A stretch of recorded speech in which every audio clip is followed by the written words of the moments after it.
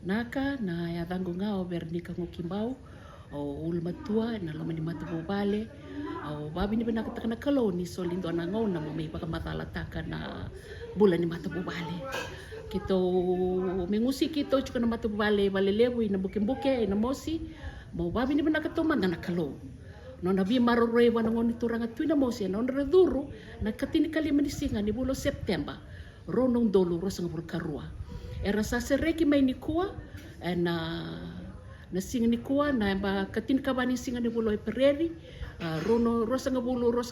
rono dolo rosanga bulu kapa via tin ka viu ambeka na bula era tiko boli na bono ni baru taki menamboro vida na bula ra dono maka non raduru ara mai tiko boli na boro yo babi ni benaka bana kalo ni karusanga bulu kabitu ni bulo Disemba rono dolo rosanga bulu korua era mani transfer taki na bono ni pre-release mai na boro era tiko mai na pre-release mai adoba non resereki mai na singa di koa urani tuko na bei ke muni na ke andana biakani ni koa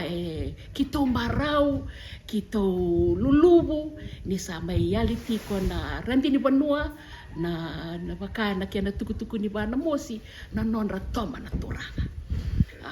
kito babi ni benaka kia hindi na sir mai kavivi na non rambula kito sini alo lai ni kila na kake vengo ya te chunga na bukuni lolama ni kalo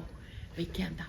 kito wao nangusudra tiko na matu bubale kito babi ni benata kan ni rongole bula mai rambula benaka kito babi ni benaka taka manda to manda na vinga rabile brata kaba erna bonua ni bebaro taki menamboro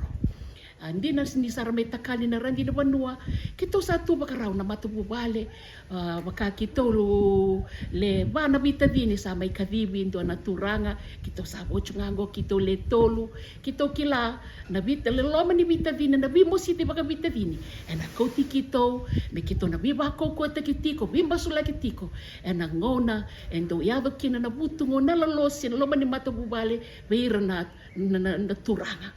kito na tuba karau bakatalaki na nabanua o kila kema na tuba karau talanga nabanua me tumbire dira na dona ilako ngo sa senga tiko na nonra doni bibo kanga kito babi ni benakatanga na kalo na bekasa me yado ni kuwa na bukuni nonra me maro takabata no nonra suka mai